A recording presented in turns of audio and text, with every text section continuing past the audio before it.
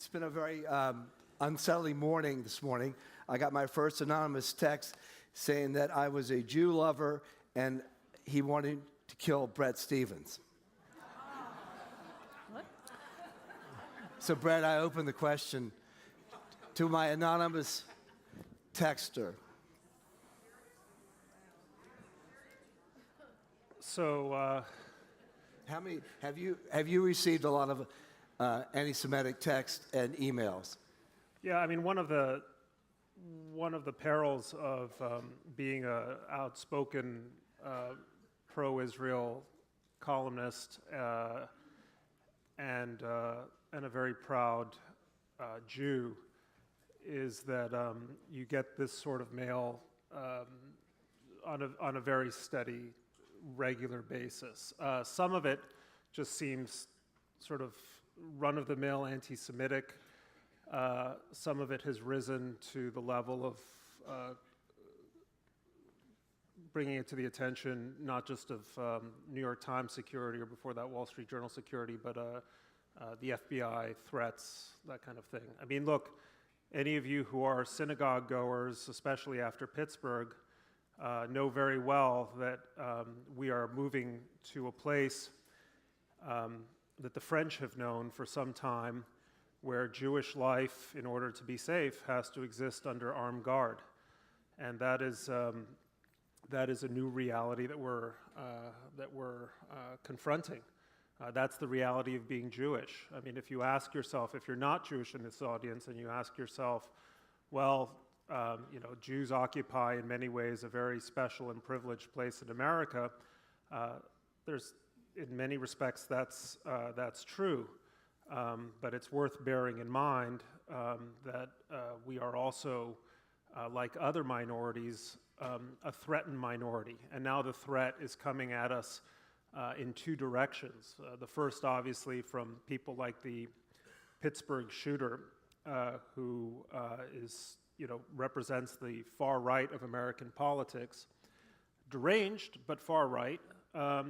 But also, of course, a very different kind of threat coming at the far left and traveling under the guise of anti-Zionism, the 21st century version of anti-Semitism, which is generating its own furies. And if you want to know something more about that, the Washington Post just this morning published a voicemail that Congressman Lee Zeldin, a Republican from New York, Jewish Republican, received from someone who seems like he's a follower of the Nation of Islam, and it's every bit as violent and grotesque as whatever it is that you got.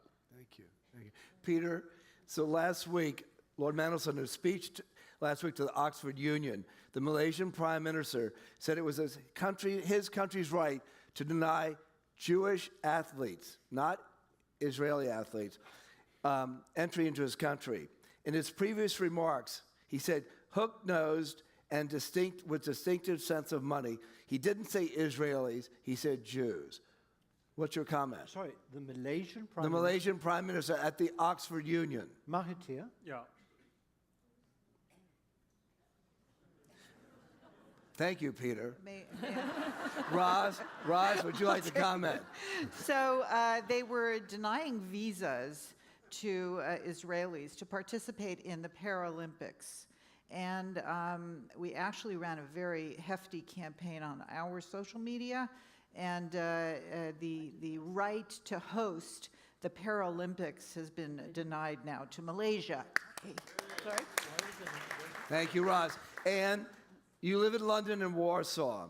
George Will calls anti-Semitism the world's oldest hatred.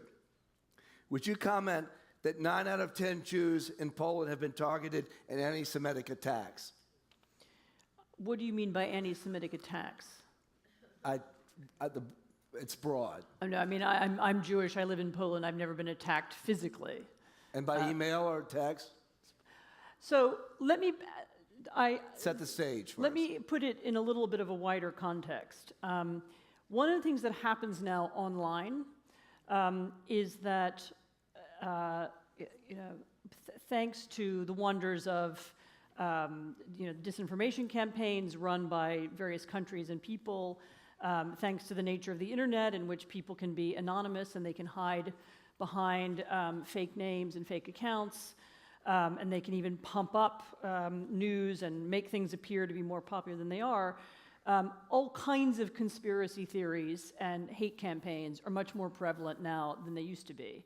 I'm not in any way downplaying anti-Semitic campaigns. I am definitely the focus of them. I probably read anti-Semitic commentary on my Twitter feed or my Facebook page once a week or twice a week, and depending on what I've written, more. I have been on the cover of kind of far-right magazines in Poland with sort of, remarkably Semitic-looking photographs touched up and with nasty articles inside. So believe me, I know it's there. But the broader context is that campaigns of that kind are now much more prevalent and more acceptable and more part of discourse than they have been. My husband, who is, for example, not Jewish, was a Polish politician, has also been the focus of Foreign minister of Poland. He's also been the focus of all kinds of conspiracy theory campaigns.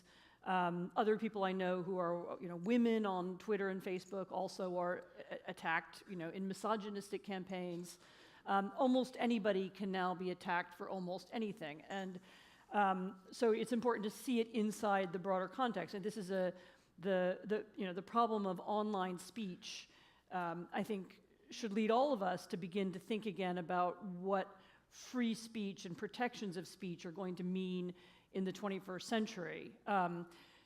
If you want to silence somebody now, you can do it with an organized campaign. You can get, a mob of people on Twitter. You can attack them, as Jewish or as female or as black or as white. I mean, it doesn't really matter. And you can organize a campaign to silence people. And this is now how it's done. There are some states that do this. Saudi Arabia now famously, I wrote an article about Saudi Arabia a few weeks ago, and had, literally a kind of deluge of Saudi trolls of all kinds, some anti-Semitic, some with using other kinds of language, aimed at my Twitter account, and the point, and in the comment sections under my article, the idea was to get me to stop writing. I'm sure that's why they target Bret as well. The idea is to, shut up, stop writing. If you don't, we'll threaten you. And this is the new, one of the new threats to free speech now. Each country has their version of this, and in Poland, yes, there is tragically, actually, because for really the last 2 decades, and this is not to do with any one Polish government, but really one after the next, made huge efforts to make Jews feel comfortable in Poland, to reach out to the community, to rebuild synagogues after communism. I've been in many of these renovated synagogues. There's a spectacular, and I mean spectacularly good, Jewish museum in Warsaw. It's one of the most beautiful in Europe. If you haven't been there, you should all go. That was a kind of gesture to the Jewish community, and despite that, despite the official support and so on, there has been also a resurgence of this kind of language and this kind of Thank you. And this conversation. So, Lord Mandelson, you've been called the best prime minister England has never had. So my question goes Quite to... a few people have been described in that way. No, so it's you not- are, it's sir. not unique. And you're a good friend of this festival of coming all this. So Naz Shah, before she became a Labour MP, suggested that all Israelis should be relocated to the United States. When this was recently publicized, Ken Livingstone, the former Labour mayor of London, defended her on the BBC, saying, she wasn't anti-Semitic because a real anti-Semite doesn't just hate the Jews in Israel. Besides, Livingstone said Hitler was a Zionist for considering sending European Jews to Palestine before he went mad.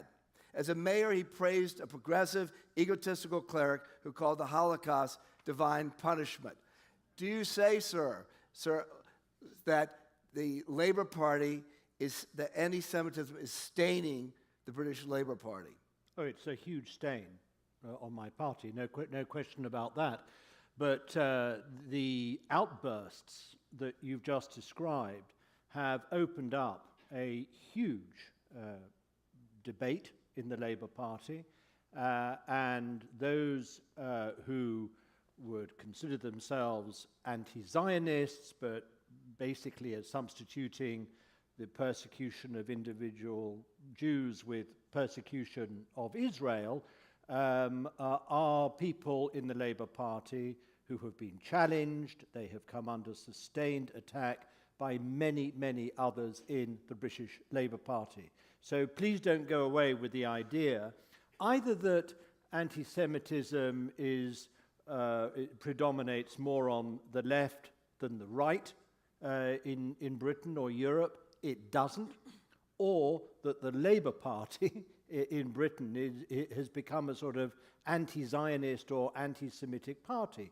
It hasn't. But Peter, there is a but, Jamie. There are 4 million Muslims, soon to grow to 14 million, and there are 300,000 Jews in Britain. Should the 300,000 Jews in Britain be worried? No, they shouldn't be worried by that. What they should be worried about is that there is a prospect, at least, that the current leader of the Labour Party, Jeremy Corbyn, may become Prime Minister of our country, and that his own emotional, disproportionate, irrational hatred of Israel goes back many decades. It was born in the 1970s, as it was amongst the rest of the sort of far left, so-called revolutionary left in Britain.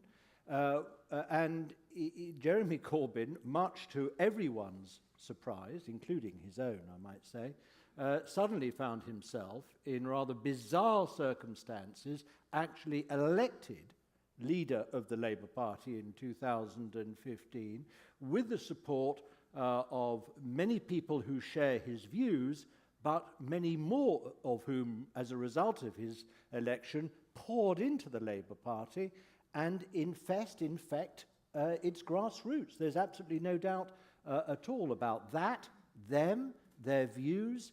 This is a culture where the lines, the boundaries between anti-Semitism, anti-Zionism, and criticism of Israel have become very blurred. Let me put it in that way. And it was born, and this mindset was created in the 1970s, where there were two sort of major international sort of events that framed their whole thinking, from which they have not departed, essentially, one jot or iota since the 1970s. One was Vietnam, which created a sort of anti-imperialism, anti-Western, anti-American attitude and mindset, which endures to this day. And the other was Palestine, which was legitimized by the resolution that was carried by the United Nations General Assembly, I think in 1975, which said that Zionism is racism. And from that moment on, the struggle, the sort of anti-imperial, anti-American struggle, which was sparked by the Vietnam War, and the fight for Palestine and against Israel that was sanctified or legitimized by that UN General Assembly resolution, has gone on. And Jeremy Corbyn, now the leader of the Labour Party, I'm sure would still say, describe it as, one struggle, one enemy. And all this sort of merges in his head into what he would call a sort of anti-racism, anti-colonialism, which, in order to sort of give it respectability, but is in fact generating a culture, not just of anti-Zionism, but anti-Semitism, which I'm afraid he cannot contest adequately and has done too much to defend in the Labour Party as its leader. Bret, years ago you wrote about French Jews. You said French Jews should pack their bags, leave home being Israel. Do you still believe that today? Would you comment about that today? Update us. Well, look, about 20 years ago, as a personal curiosity, I visited the city of Kishinev, which is now the capital of a small, impoverished European country called Moldova, sandwiched between Ukraine and Romania. And I went there because my grandfather had been born there at the turn of the last century. And in 1903, there was a terrible pogrom in Kishinev, and it was on the basis of that pogrom that my great-grandmother, who was a strong-willed woman, told my less strong-willed great-grandfather, "We're getting the hell out of here." And I bless the memory of my great-grandmother for getting us out before Kishinev became yet another of the killing grounds on which European Jewry was largely eradicated. That was obvious even at the turn of that century. Herzl saw it with the Dreyfus affair, where things were going in Europe. And Peter and Anne might disagree, but Jews have survived through the ages to the extent that we have survived by having an instinct for danger. And when I look at data points like a CNN poll that shows that 1 in 4 Europeans harbor anti-Semitic attitudes, when I see a near pogrom-like situation develop during the 2014 Gaza war around a synagogue in Paris, when I see Palestinian or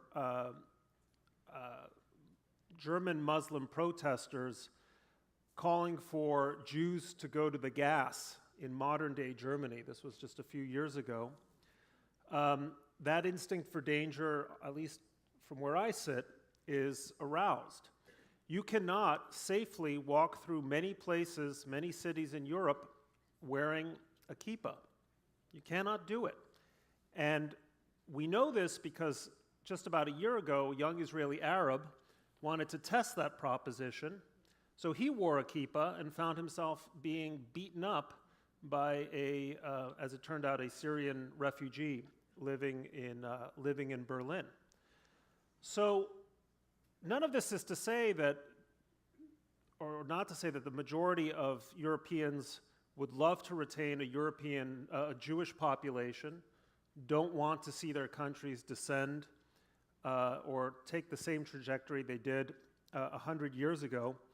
But for Jews, the safe policy is to get out while you can.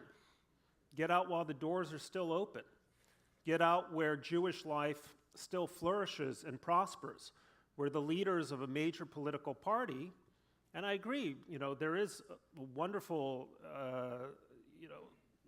there are magnificent voices of dissent now in the Labor Party, but you can't escape the fact that the leader of the Labor Party is an out-and-out anti-Semite. This is just, Dostoevsky said, man gets used to everything, the beast, right? And we sort of kind of have gotten used to the idea that Corbyn is the leader of the Labor Party, one of the great parties in the democratic world. But that's a fact.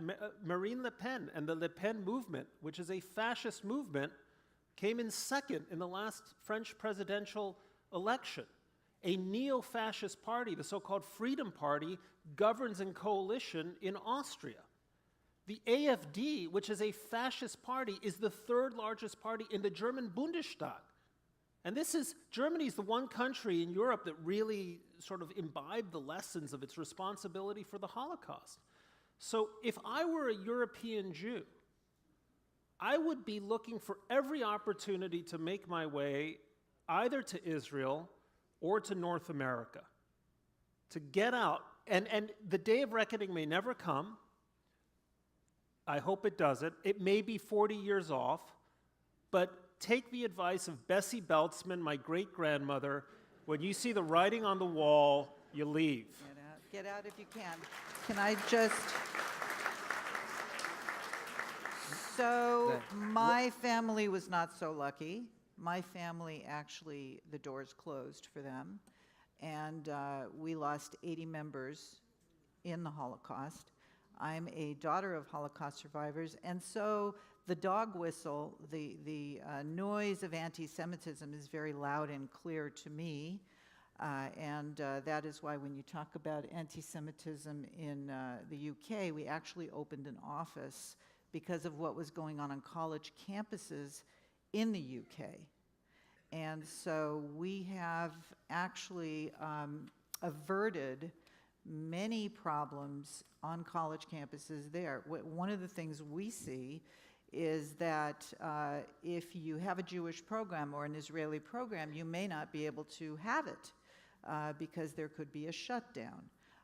Or if you support Israel, whether you're in the United States or in the UK, Canada, it's not in vogue.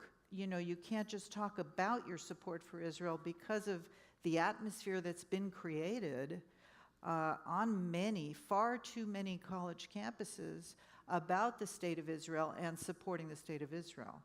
So all of this together has really informed our work, coupled with the fact that there is so much ignorance out there on the part of young people, young adults, and so they fall prey to misinformation and lies that, you know, if we only educate, if we only get there in advance, that Ross, what is the Students for Palestinian Justice? Tell us about that. SJP, Students for Justice in Palestine, began in 2001. They're a group that started at Berkeley with one group, one chapter. Hatim Bazian is the professor who started it. Their goal is to bring the cause here to America and to Canada. Who funds them? And so I have a long list of funders. Included are Palestine Legal, Americans for Muslims in Palestine, and a variety of other organizations that offer this group strategy and funding, campaigns, artwork, etc. So it's very interesting. One of our employees, Max Samroff, actually wrote a whole piece on that about these groups that fund the quote-unquote grassroots Students for Justice in Palestine. But what's important for you to know is that since 2001, they now have well over 150 chapters across the United States, and they are promoting ill will against the state of Israel and anyone that supports it. And so these campaigns that are well-funded and well thought out, you really have to hand it to them, are picked up in the 150 chapters with the same song, the same campaigns, the same strategies, which are frightening for many people, Jews and non-Jews, who support the state of Israel. And so we're in the business of educating now, because with education, it really does help. People know Ross, more. thank you. And did the election of Viktor Orban, in Hungary encourage anti-Semitism against George Soros? Let me, before answering that excellent question, let me just respond to what Bret said, because I really disagree. With all absolute due respect, you haven't said anything that was wrong, but asking Jews to escape Europe and to leave behind the multiple institutions and organizations that have been built up over many years, and in some cases with fantastic amounts of goodwill from non-Jews after the Holocaust, would be really scandalous and sad, I think. The Polish government invested millions in museums. It has repaired synagogues. It has invited people back. Every summer there are, in my neighborhood in Warsaw, where I have an apartment, there's a big Jewish festival, and it always ends with an Israeli pop concert, which is, when there's always a huge mob of people, most of whom, of course, are not Jewish, because there are very few Jews who live in Poland. There's an enormous goodwill towards Jews and towards Jewish issues and Jewish history coming from many people, even if there are anti-Semites. Look, in this country, we now have, in public life and in politics, we have people who are openly racist, which is, something I thought would never be possible. But should the conclusion from that be that blacks should leave America? I mean, I don't think so.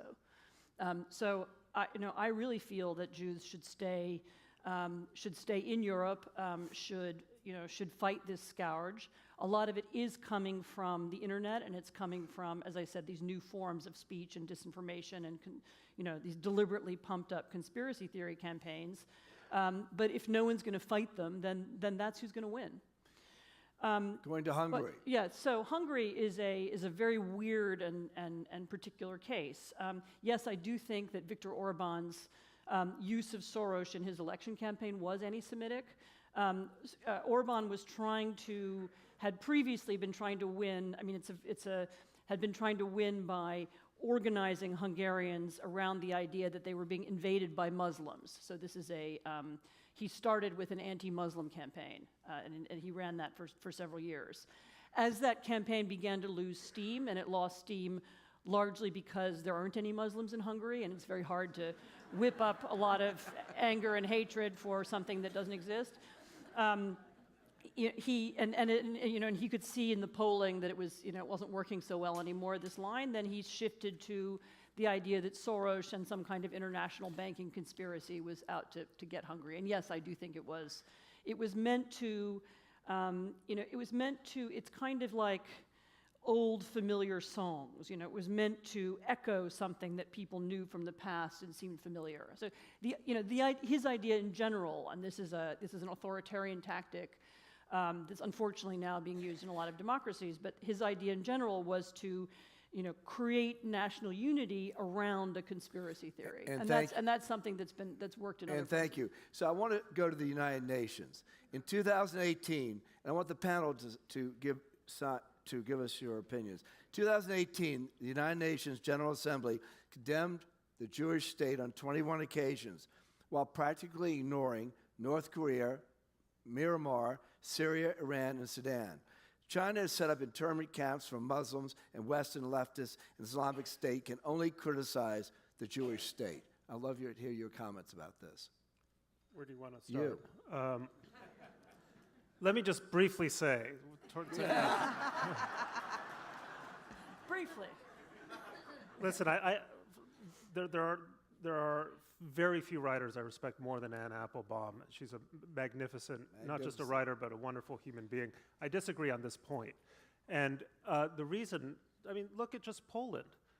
You're talking about a former Polish government, but on a dime, you have a Polish government that now is essentially engaged in a revisionist history of the Holocaust to try to write out Polish complicity in the killing of Jews. And that happened overnight to I cannot tell you how hard people are fighting it. It was an enormous national issue. There was huge pushback, and they were finally forced to revoke the law by the outrage. I wish the forces of progress and light in Poland well. It's just that my shtetl should get out. We're the majority. Yeah. No, we're the majority.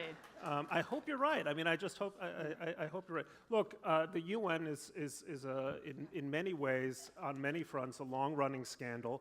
Not the least of the scandalous aspects of it is that we continue to invest a misplaced hope that an organization that visits ruin on so many places, whether it's Haiti with cholera, or the central or the Democratic Republic of Congo with rapists as peacekeepers, we continue to invest this hope that this organization stands for legitimacy and progress. And nowhere is it more obvious that it doesn't than the fact that the UN has carried on what is essentially an anti-Semitic agenda from nearly its earliest days. Lord Mandelson, I think, referred to it rightly.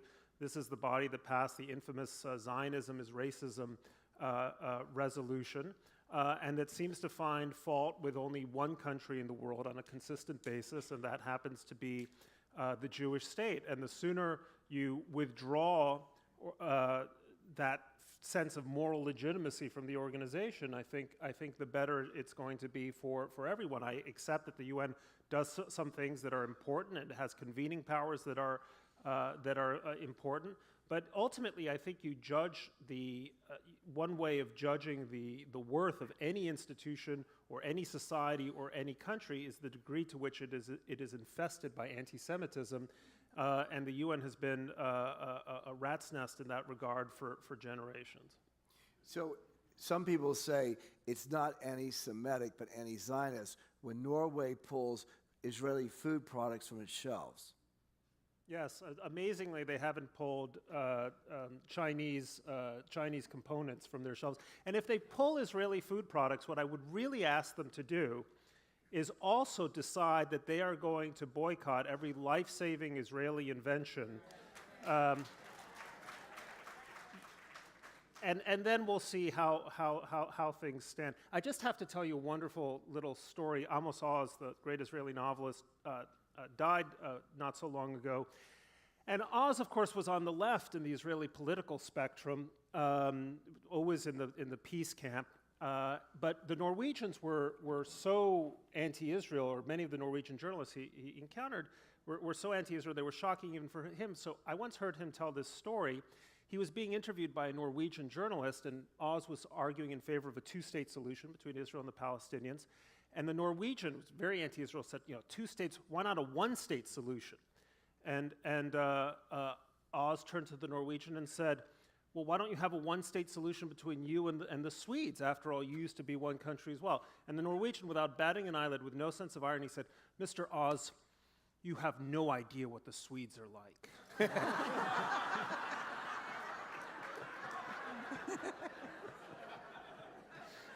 Bret, why is it outrageous to compare Israel to apartheid South Africa?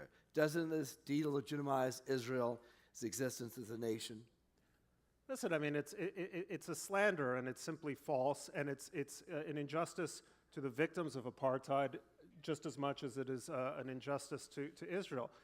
Any of you go to Israel, take yourselves to the campus of Hebrew University, Haifa University, any number of Israeli towns, and see a flourishing Muslim or Arab, Muslim and Arab, sometimes Muslim and, or Arab and Christian, life in Israel. Israel has been stuck in an intractable position vis-a-vis the Palestinians for a simple historical reason. In 1967, Israel's neighbors went to war intent on destroying the country, and they lost. And Israel came into possession of these territories, the boundaries of which had never been settled by the previous war in 1949. So when we talk about the West Bank, we talk about Gaza, we're talking about an armistice line, not an international border. So you have a vexing situation in which Israel found itself occupying territory that it had never sought to occupy, and which it has spent the last many years, 40 years, trying to disentangle itself from, so long as it can have a reasonable assurance that those territories will not be used as bases for which its enemies, or by its enemies, to seek its destruction. And that's the essence of the problem. Israel has withdrawn proportionally from more territory than any other state that I can think of. It withdrew from all of the Sinai. It withdrew from all of southern Lebanon. It withdrew from all of Gaza.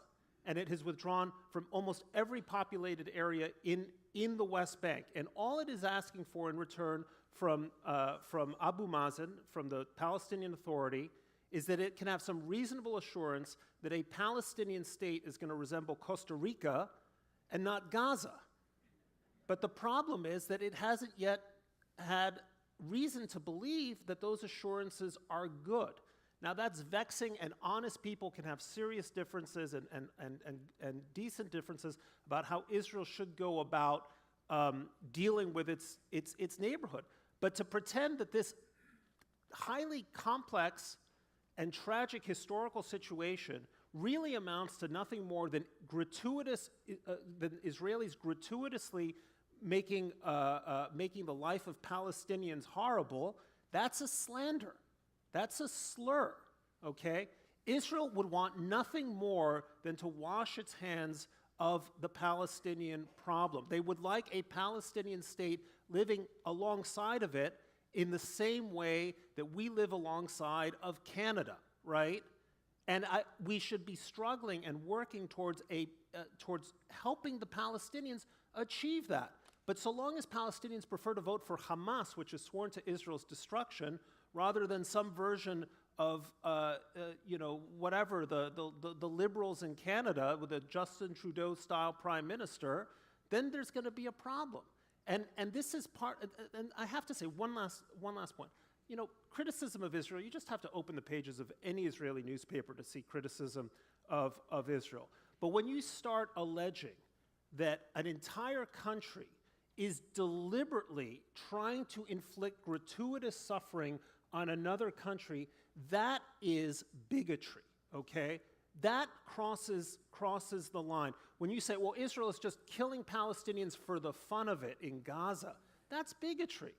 And if you don't know the difference, you should go to one of Roz's seminars and learn it. So I'd like to ask the panel. How, in Charlottesville, where I went to school for 7 years, we have the alt-right demonstrating, we won't let the Jews take our jobs. We have the alt-right, and then in the far left, this fetid dish of academia in American campuses, mixed in with the Muslims in the middle. How did they get on the same page? I asked the panel this. I would just say that if you define it as far leftists do not want the state of Israel to exist, if you just look at it that way, and then of course the alt-right, don't like Jews.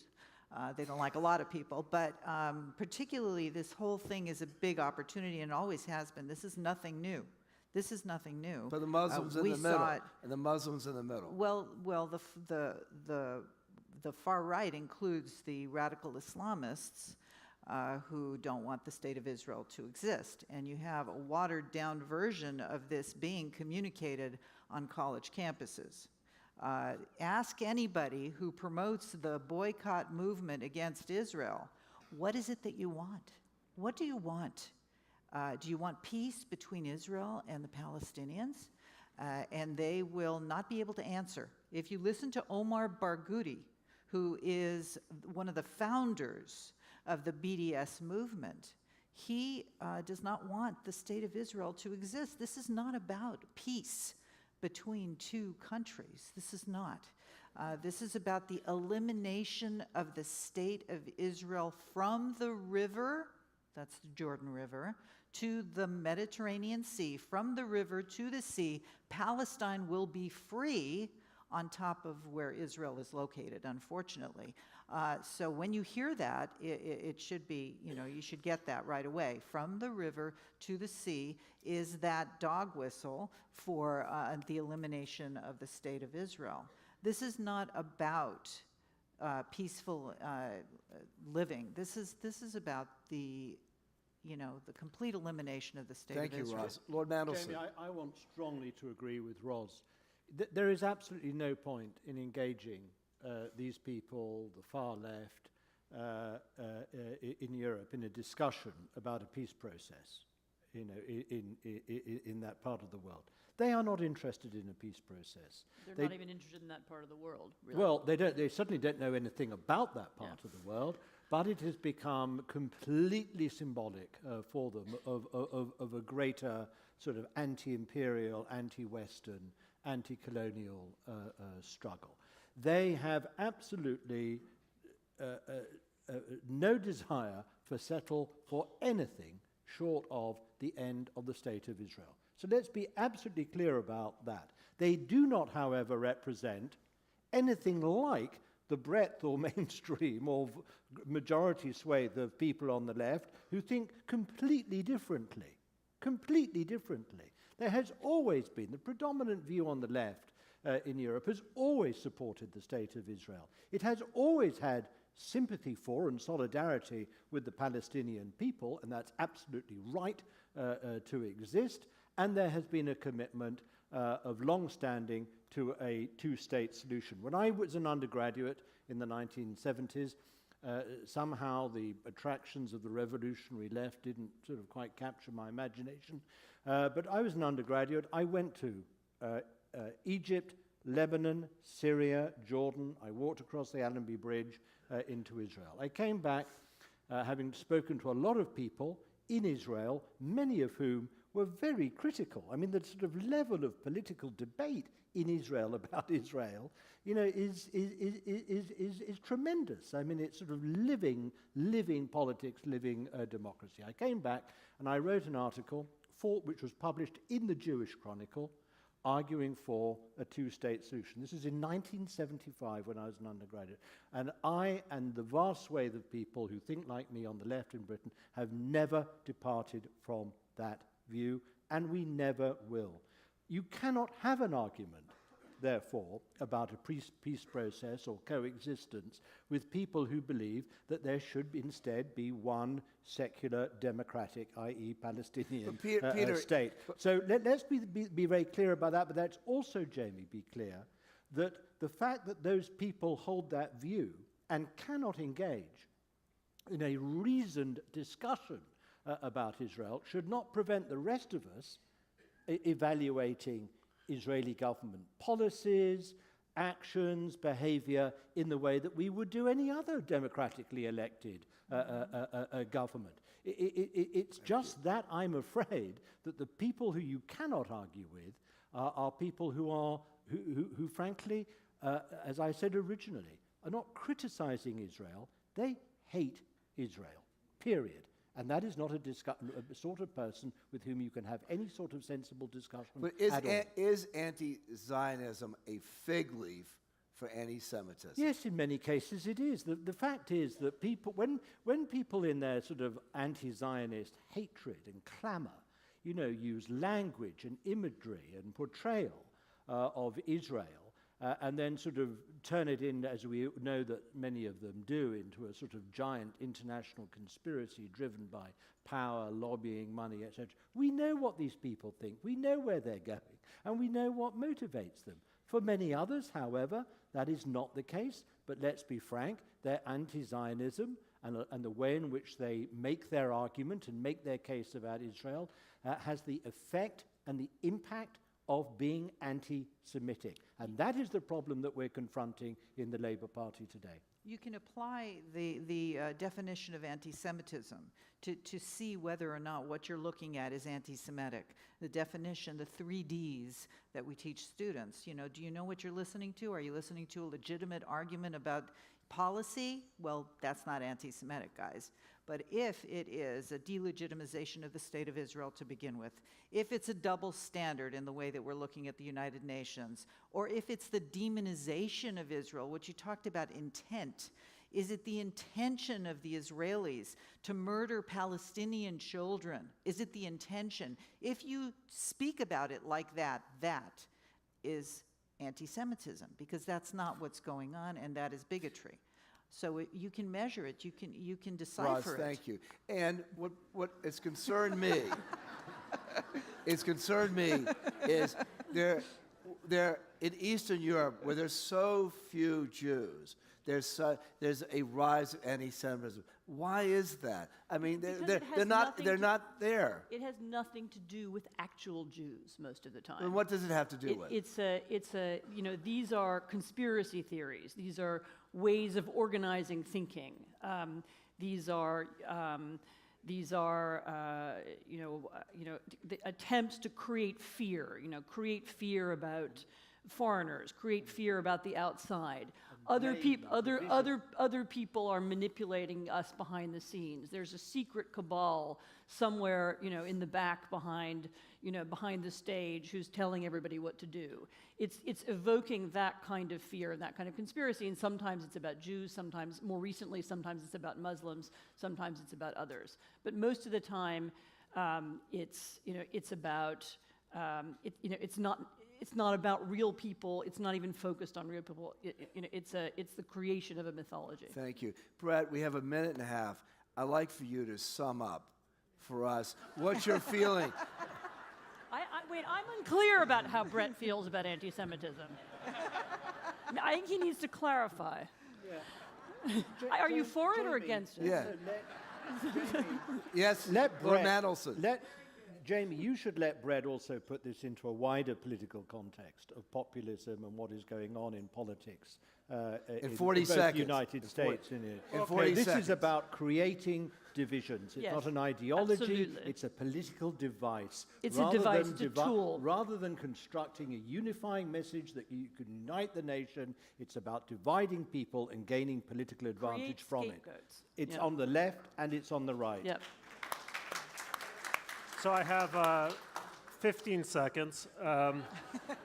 Look, I would say this very simply. Anti-Semitism isn't simply a bigotry, although of course it is. It is a conspiracy theory. Yep. So when you listen to politicians of the right or of the left who are trafficking in conspiracy theories, whether those conspiracy theories name the Jews or not, beware.